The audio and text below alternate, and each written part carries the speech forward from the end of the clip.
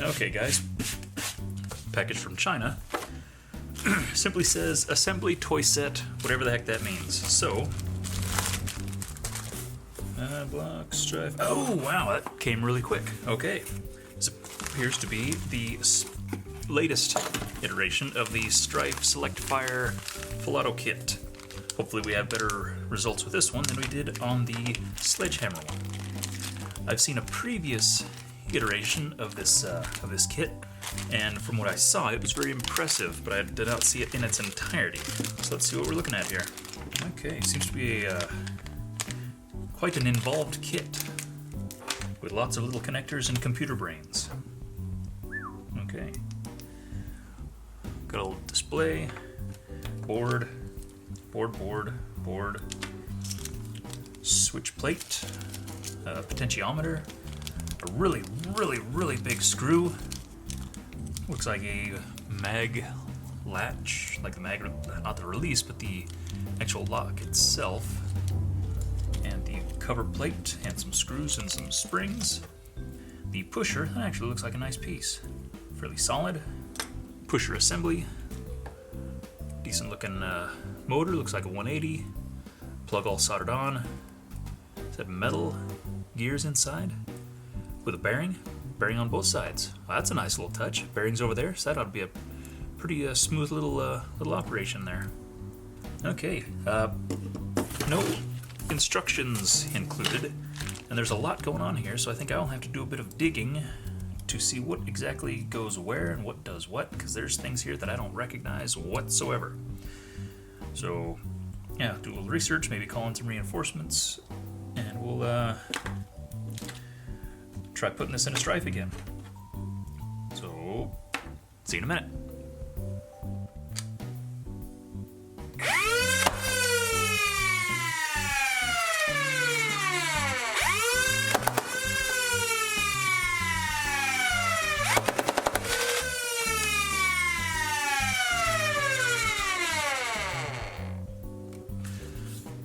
Okay, this thing is actually pretty darn impressive. Really exceeds my expectations. So let's let's open this thing up first, and we'll kind of discuss it from the inside out, and then end with kind of an overall discussion of things. So let's open this guy up.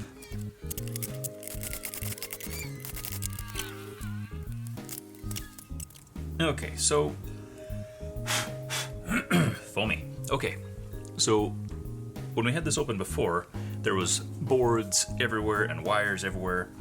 Once you know who's what and who's who and what they're doing, it actually is a pretty brilliant little kit. Like I said, I was really surprised once I got a hold of the instructions, and I will try to link that in the description, because otherwise you have to consult a seller or something like that. I don't know why the instructions are so hard to get a hold of, but once you see what's going on, it actually it's just a really brilliantly put together kit. Like I'm still just really surprised at the engineering that went into it and everything.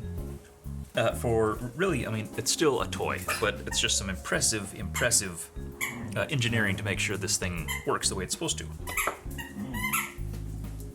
All right, now please come here. Thank you.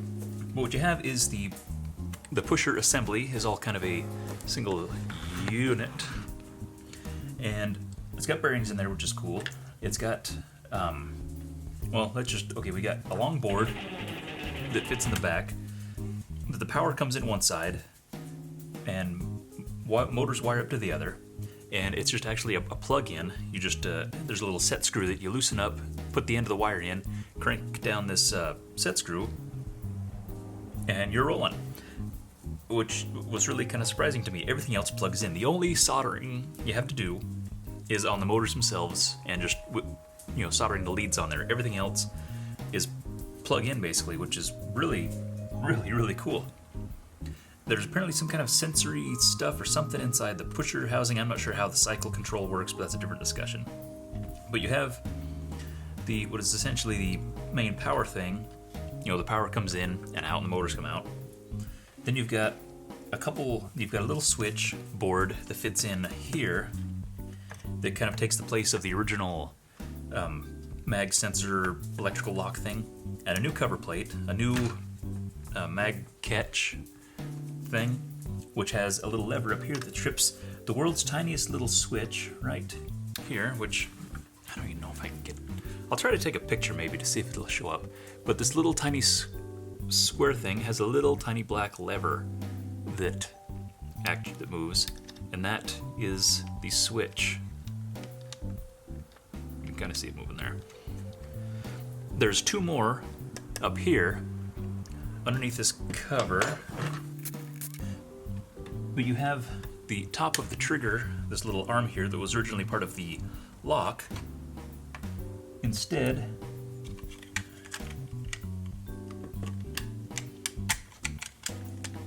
trips these two tiny little switches.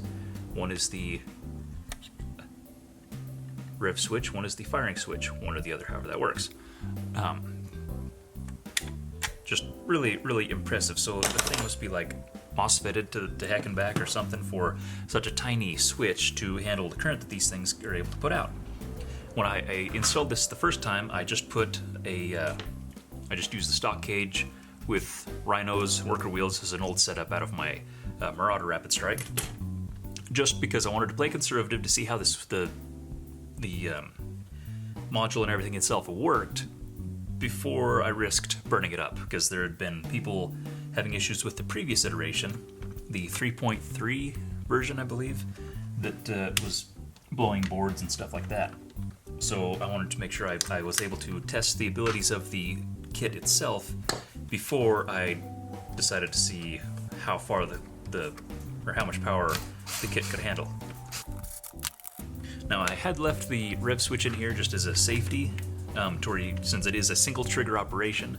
I wanted to have this to where you can't just accidentally pull a trigger and end up shooting stuff everywhere. So this acts essentially as a trigger lock, which seems inefficient, but it works for me since I'm instinctively pull the rev trigger anyway before I pull. So that's me. It's not necessary though. You can take that out entirely and plug up the hole or whatever if you want.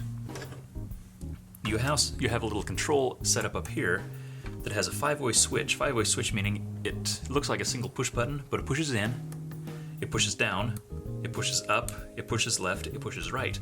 Holding down in either of the directions opens up a different setting. You can change the rate of fire, which I had no idea, which is super cool. So you can have a slow rate of fire, you can have a really fast rate of fire, you can have something kind of in the middle, and it goes in increments of 5 from 0 to 100, and I think it got up to 135 before it started having cycling issues. I leave it around 45, which is a good controllable rate of fire, and I really like it. But being able to switch that within a couple seconds, I mean, it's not something you can change on the fly as quickly as, the select fire, being able to switch that way. But, if you are setting up for a game or something and you want to have a little quicker rate of fire, slower rate of fire, you can adjust that, which is super cool.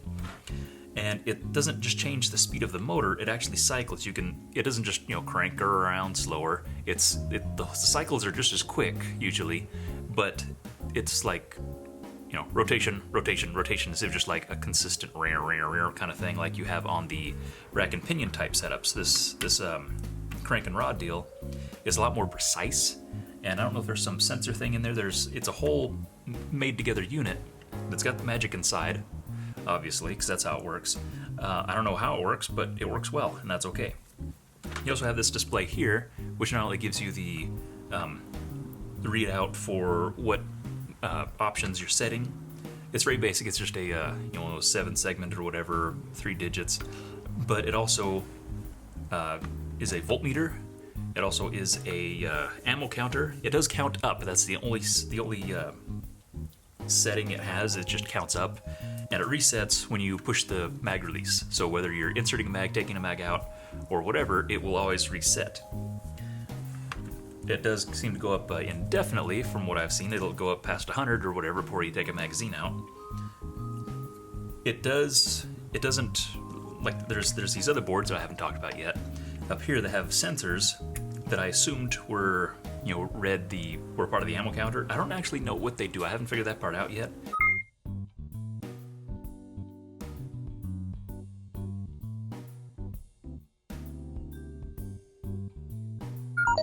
because the ammo counter seems to be predicated on the rotation of the pusher. So you can sit there and hold the trigger down with no magazine in it, and it'll still run the numbers up, which is kind of a bummer. But I don't really rely on the ammo counter part as much anyway. And I believe you do have the option to shut it off. I can't remember which direction that is, but the particulars on that are all under the in the instructions. You can also, there's a setting in there that's something about flywheel noise suppression or something. I've played with all kinds of settings there, and I don't know what it does. I couldn't get it to work, and I haven't heard anything.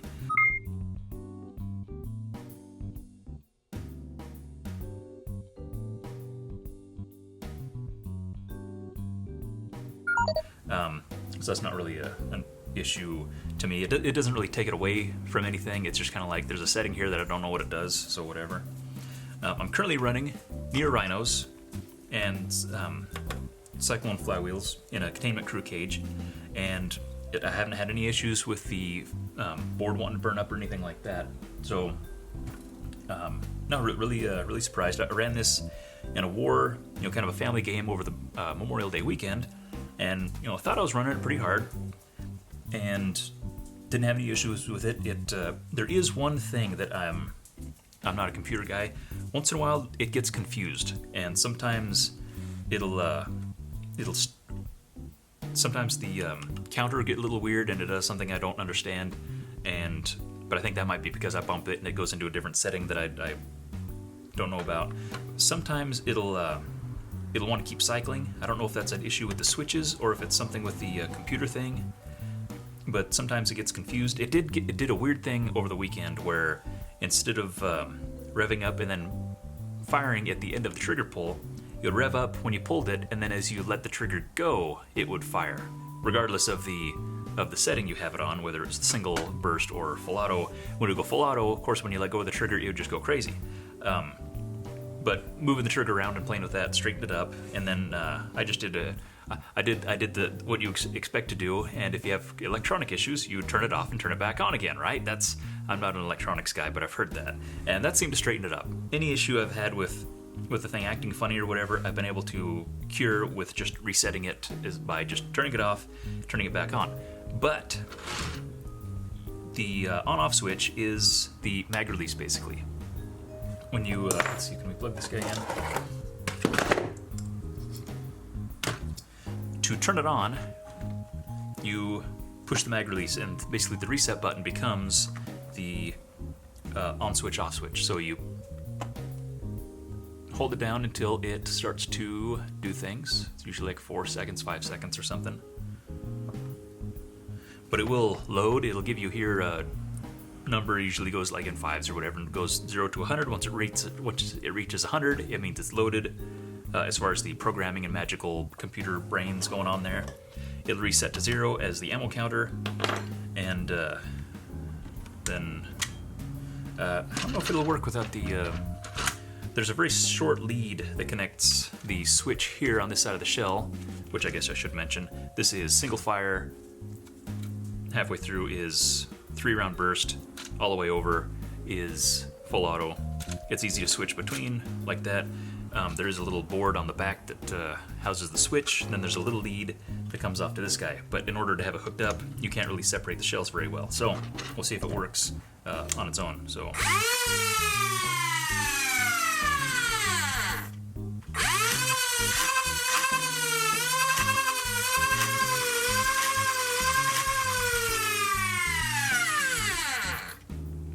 So that's kind of how that guy works.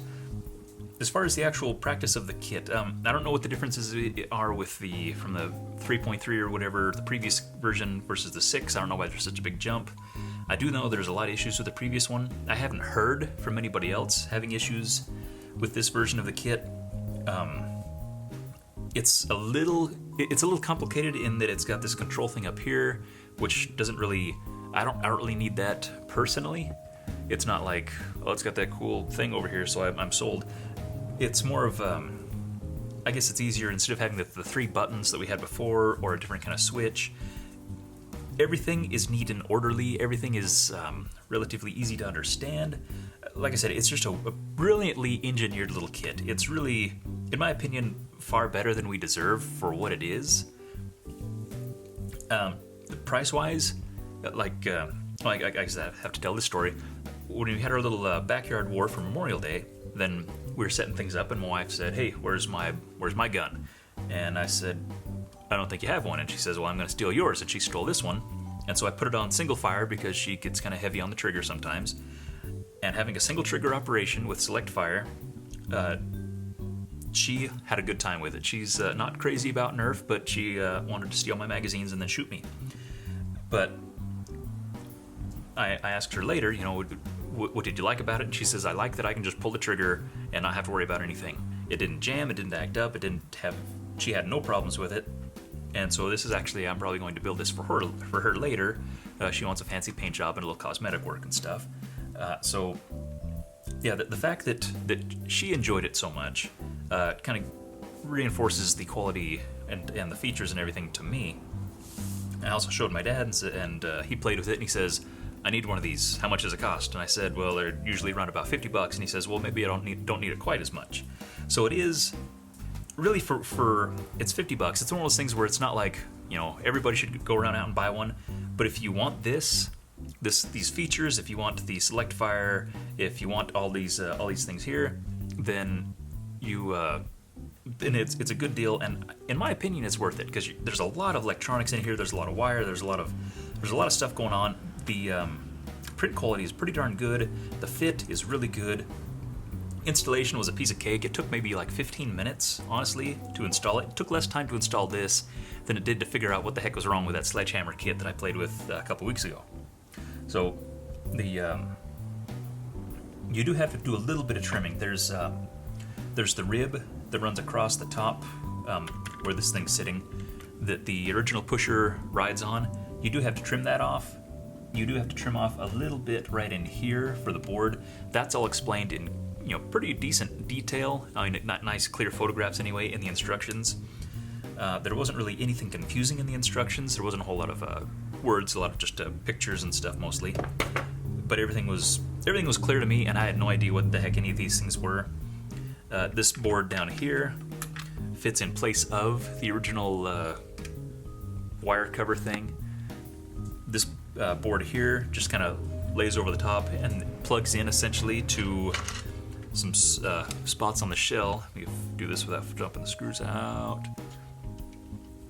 Plugs into this guy basically. And so you do have to kind of fit the shells together and then tuck the board up in there as you set it together. So that's something to be mindful of. Also, there is this short lead that connects the select switch here to the main board. You do have to be aware of that. You plug it in, and you have to kind of hold it close together and then kind of sneak it in sideways. And so it's not something you can throw open, quick and easy all the time. But it is good enough, I think. It gives you just enough accessibility. Installation for the mounting this plate here is actually pretty darn cool. There's a 3D printed part that fits on the back side that fits into the corner of the shell here that you run screws through the printed part itself, and they poke through the shell, which marks your holes. And then there's a bigger screw that comes with it that screws through a hole in the back of that same cover, that same block in the back, which lines up your hole here. Then all you gotta do is take it apart, and then you have those 3 holes marked already. You can run the screws through this way. It's just a brilliant little template. It's just one of those things that, because at first I was like, man, how do you get this thing set in right? How do you get the holes right? It's fairly idiot-proof, but I know there's some pretty darn good idiots out there, so somebody could probably ruin it. But as far as a non-technological guy, personally, I had no issues with it. Everything fit together well. The print quality's good. It has just enough features to make it interesting and versatile without being overly complicated. It does have a few settings, like I said. It's got that sound suppression or whatever that I couldn't figure out. It's got different voltmeter settings. I think it said it's got an onboard alarm. When the LiPo discharges enough to where it's like close to the danger level, it's actually, I think, slightly above the danger level, it will shut the unit down. So basically it prevents you from playing with it and running the battery down once it reaches a certain point, which is kind of a pain in the neck because I didn't know it did that. And so it was giving me a lot of grief and I couldn't figure it out and it was frustrating me. and then I realized, oh, my battery's dead. Plug a new battery in, everything's great. So it's kind of got that cool safety feature that, you know, gives you an added level of security, I guess. So, you know, that's something to keep in mind. But as far as the kit overall, I'm just really, really impressed with it. It's not something that everybody should have. Like I said, it's not a you know, totally go out and buy it. If you can get it on a good deal, maybe. But I do think that for what you're getting, it is worth that, you know, $50, $55 price tag, because you are getting a lot of bang for your buck. There's a lot of cool features there and stuff. And if you do need that, then yeah, for what it is a good, solid product. Haven't had any issues with it really. Everything fits together well. I don't know, I was really, really impressed. I wasn't expecting a whole lot, especially with how many issues the previous iterations have had. But as far as being an idiot-proof, pretty close to drop-in kit, everything fits out of the way. I didn't really have any installation issues. It's just a good piece, and I don't know if they're going to continue to develop this platform anymore, because this here I don't have really any issues with the kit itself, which I was actually expecting to have issues. So I'll go ahead and put the link in the description below if you're interested in this. If you have any questions about any of the particulars of the kit or the installation or the experience or whatever, go ahead and leave them in the comments below, and I will be sure to get to them. And I guess we will be seeing you guys next time.